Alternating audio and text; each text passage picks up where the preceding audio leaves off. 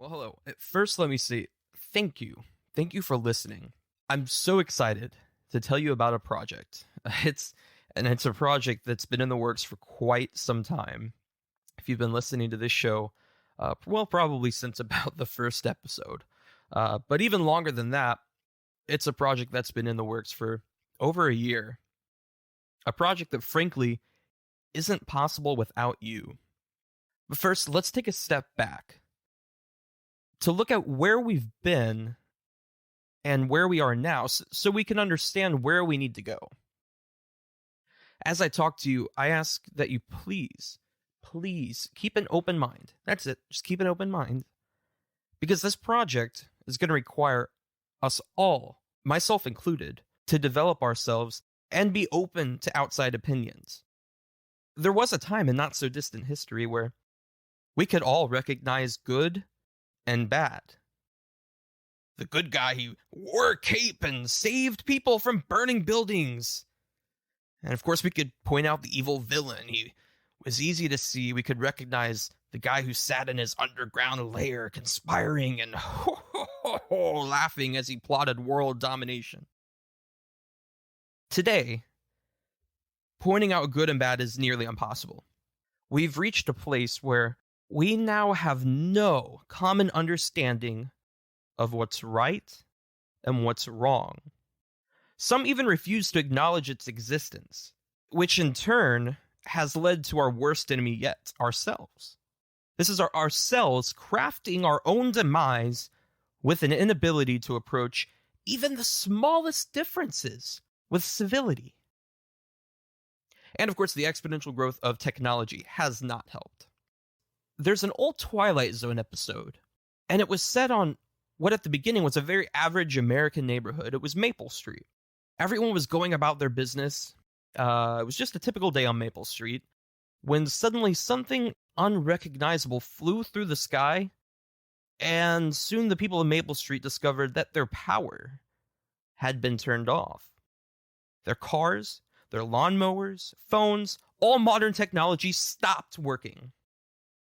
It wasn't long until the people of Maple Street, who only hours before were living in a civil society, found themselves allowing mob rule to dominate, all rational thought having vanished. The scene then cuts to a hilltop nearby where it was revealed that aliens had been intentionally manipulating the technology of the Maple Street people.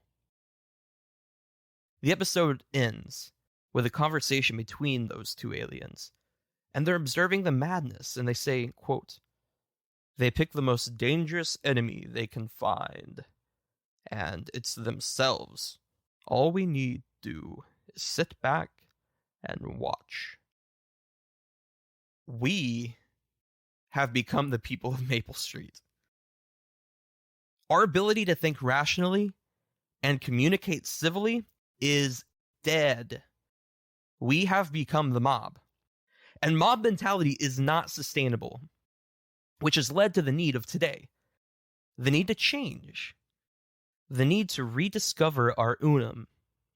As a country, we used to be one, e pluribus unum.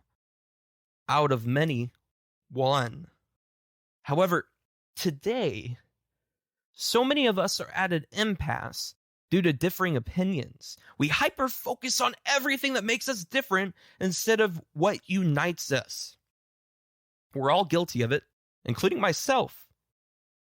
We need to acknowledge our own contribution that has led to this mob mentality. To overcome this dangerous animosity, misunderstanding, and at times direct hatred of others that plagues this country, I'm asking you to join me. Join me in making history as we seek to restore our unum. In discovering our unum, we unite in a common movement to unite Americans by honoring the intrinsic value of all people, cultivating civil discourse, preserving history, and promoting individual liberty and responsibility as our founders intended. We empower individuals and groups to bridge division and serve others with a common purpose of pursuing truth. This is not about what party you are in. This is not about political agenda. This is not about where you've come from. This is not about the color of your skin, how old you are, what you look like, what you've done in the past. It doesn't matter. This is moving forward. This is forward looking. This movement, though, will require the development of ourselves to gain closure of differences through conversation, civility, and sensible action, rather than stoking the fires of insurmountable opinions, difference, and lack of understanding for our fellow Americans that today, and many decades prior, threatens America's very existence through upheaval of decency and sustainable discussion. The time to act is now. History will judge us. History will judge me, and it will judge you. History will judge our action today. So I ask you, will we be remembered as people who let our principles die? Or will we be remembered as courageous individuals with a voice of reason? One person can change the world, and don't you ever let anybody tell you different. One person can change the world. You can change the world. In a letter to Peter Carr, Thomas Jefferson wrote one of my absolute favorite quotes: "Fix reason firmly in her seat, and call to her tribunal every fact, every opinion.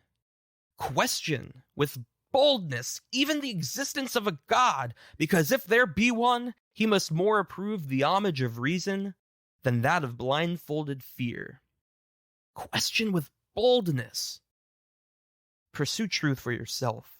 Defend your principles, regardless of what the mob is screaming at you. And finally, be happy. The world is so full of rage. People are so angry at each other. Overcome anger with joy. So join us. Join us as we begin discovering our unum again. Find out how you can change the world. Go to discoveringunum.com and read more about our mission to unite America. In the weeks to come, we'll be announcing ways which you can help this cause. So if you go to our website, there's a place for you to join us so that you can receive information as it comes out about how together we can make significant change. Again, our website is discoveringunum.com. Discoveringunum.com. Please join us today.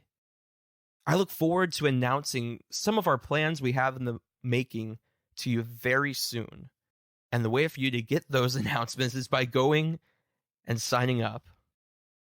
Go to discoveringunum.com and help us reunite America. That's discoveringunum.com. Ethan Protzel.